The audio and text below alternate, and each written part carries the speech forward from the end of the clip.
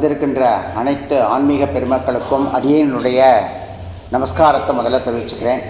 இந்த 78வது ஆண்டு குரு பூஜை, இந்த ஆராதனை ஸ்ரீமத் கொண்டையானந்தர், ஸ்ரீ பர்வத மகரிஷி, ஸ்ரீமத் லலிதானந்தநாதன் சொல்லக்கூடியவருடைய ஆராதனை 78வது வருஷம் இங்கே இன்றைக்கி ஆரம்பித்து நடந்துட்டுருக்கு. இன்றைக்கி மட்டும் இல்லை, இன்னும் நாளைக்கும் இருக்குது. நாளைக்கு வசந்த பஞ்சமிங்கிறதுனால இங்கே பிரத்யட்சமாக இருக்கக்கூடிய அம்பாள் ரேணுகா பரமேஸ்வரி, அவளுக்கு விசேஷ பூஜை ஹோமங்கள்லாம் நாளைக்கு அதுவும் ஏற்பாடாயிருக்கு. ஆக இந்த 2 நாளும் எல்லாரும் இருந்து இந்த சத்சங்கத்தை பரிபூர்ணமாக அனுபவிக்கணும். இப்படிப்பட்ட ஒரு சத்சங்கத்தில் என்னையும் சேர்த்துண்டு எனக்கும் ஒரு வாய்ப்பு கொடுத்து இந்த குரு ஸ்ரீ கொண்டையானந்தரை பற்றி, கொண்டையா சுவாமிகளை பற்றி சொல்கிறதுக்கு ஒரு வாய்ப்பு கொடுத்ததுக்காக இந்த ரேணுகா ட்ரஸ்ட் நிர்வாகிகளுக்கும், இதுக்கு மூல காரணமாக இருந்தார் நம்ம ராமகிருஷ்ண மாமா, அவர் தான் முதல்ல இதுக்கு இனிஷியேஷன் எடுத்தார், அவர் தான் இனிஷியேட் பண்ணினார். அவருக்கும் இந்த வெங்கடரத்னம் சாஸ்திரிகள் அவர்களுக்கும் எல்லாருக்கும் என்னுடைய முதற்கண் நன்றியை தெரிவித்துக் கொள்கிறேன். சிறுபாக்கத்தில் ஒரு தாதாவை திறந்தான், கிராம தாதா, ஒரு ரவுடி. அவன் வச்சது தான் சட்டம். அந்த ஒருத்தராத்து போனால் அந்த வீட்டில் கோழி இருக்கா, கோழி எடுத்துன்னு போயிடுவான். கேட்க முடியாது, ஏன் எடுத்துன்னு போகிறேன்னு விட்டு. மாடு இருக்கா, மாட்டை கட்டி அழுத்துன்னு போயிடுவான். பொண்ணு இருக்கா, பொண்ணை தூக்கின்னு போயிடுவான். அவனை பார்த்தாலே அங்கே எல்லாருக்கும் பயம், கிராமத்தை அத்தனை பேருக்கும் பயம். அவன் கண்ணிலே யாரும் படமாட்டான். மகாதுஷ்டே அவன், அப்படிப்பட்டவன் அவன். அவனுக்கு என்னன்னா, நம்மளோ பெரிய ரவுடி, நம்மளோ பெரிய தாதா, நம்மளை கண்டு அத்தனை பேரும் பயப்படுறா. ஆனால் என்னமோ தெரியல, இந்த கொண்டையா சாமிகள் மட்டும் நம்மக்கிட்ட பயப்பட மாட்டேங்கிறார். அவர் மட்டும் நம்மக்கிட்ட வணங்க முடியாதா இருக்கார் அவர். அதனால் இன்றைக்கி அவர் ஒரு வழி பண்ணிடணும் அப்படின்னு சொல்லிட்டு ஒரு நாள் என்ன பண்ணுறான், அவன் ஒரு கூடை நிறைய பூ, பூஜைக்கு வேணுங்கிற பூ, வேறு இன்னும் கற்பூரம், ஊதுபத்தி, நிறைய பழங்கள், ஒரு பெரிய ரோஜாப்பூ மாலை, ஒரு எலுமிச்சம்பழ மாலை, எல்லாம் பூஜைக்கு என்னெல்லாம் வேணுமோ அத்தனையும் ஒரு கூடையில் வச்சு அங்கேருந்து எடுத்துகிட்டு வரான். எடுத்து கொண்டு வந்து இங்கே வைக்கிறான். அன்றைக்கி பூஜை பார்க்குறதுக்கு நிறைய பேர் வந்திருக்கா. அதில் ஒருத்தர் என்ன பண்ணுறா, அந்த கூடையை மல்ல எடுத்துகிட்டு போய் அவர் கொண்டையா சாமிகள்கிட்ட உள்ளே வைக்கிறார். அவர் அப்போ தான் குளித்து முடிச்சுட்டு உள்ளே வந்து அபிஷேகம் பண்ணுறதுக்காக வந்திருக்கார். இவனும் கரெக்டாக கொண்டு வந்துவிட்டான். இன்றைக்கி ஏதோ இங்கே ஒரு சம்பவம் பண்ணணும் அப்படிங்கிற ஒரு எண்ணத்தோடு அவன் அங்கேருந்து அந்த பூவெல்லாம் எடுத்து கொண்டு வந்து அங்கே வைக்கிறான். இந்த வந்த பக்தர் என்ன பண்ணார், இந்த கூடையை கொண்டு போய் உள்ளே வைக்கிறார். இந்த கொண்டையா சாமிகள் ஒன்றுமே சொல்லவே இல்லை. அவர் வாட்டவர் என்ன பண்ணார், அபிஷேகத்தெல்லாம் முடித்தார். முடித்ததுக்கப்புறமா இவன் கொண்டு வந்திருந்தான் இல்லை பூ, அந்த பூவெல்லாம் வச்சு அலங்காரம் பண்ணினார் சுவாமிக்கு. அவன் கொண்டு வந்த ரோஜாப்பூ மாலையை போட்டார், அந்த எலுமிச்சம்பழ மாலையை போட்டார். கீழே தட்டில் நைவேத்தியத்துக்கு பழங்கள் எல்லாம் எடுத்து வச்சார். அர்ச்சனை பண்ணணும் போனோம்.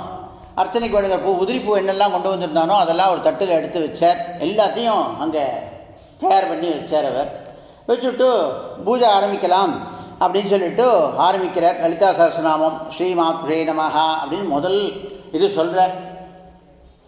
அவர் சொல்லி முடித்து அந்த பூவை அப்படி அம்பாள் மேலே போடுறார். ஏதோ யாரோ இங்கேயோ குண்டு போட்டால் அப்படி ஒரு சத்தம் கேட்கும், அந்த மாதிரி ஒரு பெரிய சத்தம் கேட்குறது. அங்கே இருந்த வாழ்க்கைலாம் ஒன்றுமே புரியல, என்னடா இது, என்ன நடக்கிறது இங்கே அப்படின்னு சொல்லிட்டு. இந்த தாதாக்கே ஒன்றும் புரியல, அவனுக்கே பயம் வந்துடுத்து. இவனை பார்த்து எல்லோரும் பயந்துட்டு இருந்தால் அவனே இப்போ பயந்துட்டான்.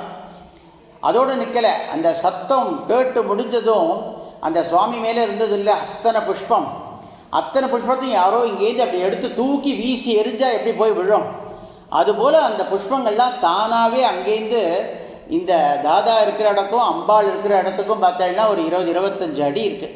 அந்த நீங்கள் உங்களுக்கு இங்கேன்னு பார்த்தாலே தெரியும். மெயின் இது வந்து அந்த இப்போ அந்த பூதராஜாவை தள்ளி வச்சுட்டான்னு நினைக்கிறேன். அது வந்து முன்னாடி இன்னும் பக்கத்துலேயே இருந்தது, அது பக்கத்துலேயே இருந்தது. அதுக்கு பக்கத்துலேயே இவன் நின்றுருக்கான். அங்கேருந்து சுவாமி அம்பாள் பார்த்தா ஒரு 20-25 அடி, அவ்வளோதான். அங்கேருந்து அத்தனை பூவும் யாரோ தூக்கி போட்டால் அப்படி வந்து இவன் காலடியில் அத்தனையும் வந்து விழுது. உனக்கு ஒன்றுமே புரியல.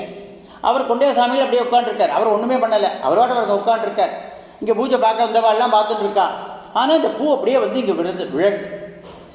இவனுக்கு பயம் வந்துடுத்து.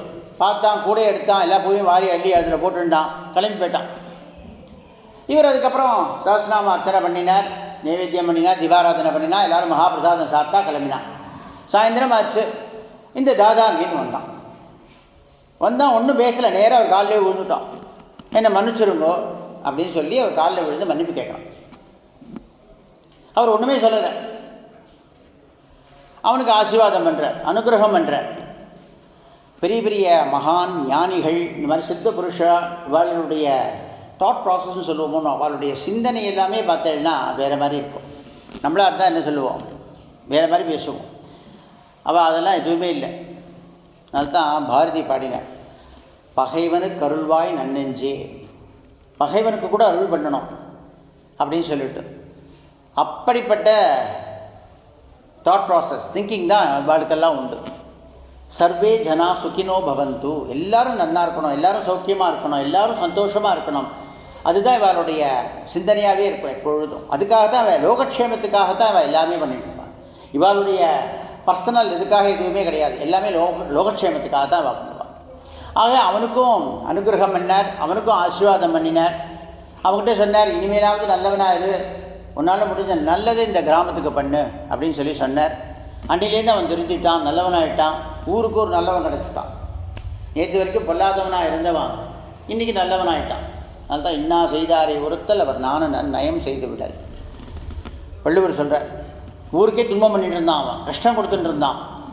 அவனையும் திருத்தி நல்லவனாக்கி அந்த ஊருக்கு ஒரு உபகாரம் பண்ணக்கூடிய ஆளாக மாற்றினார் இந்த கொண்டையா சுவாமிகள். அவருடைய இந்த கிருப்பை அந்த மாதிரியான ஒரு கிருப்பை, பகைவனுக்கும் அருளக்கூடிய, கெட்டது பண்ணவனுக்கும் அருளக்கூடிய ஒரு குணம், அப்படிப்பட்ட ஒரு சிந்தனை.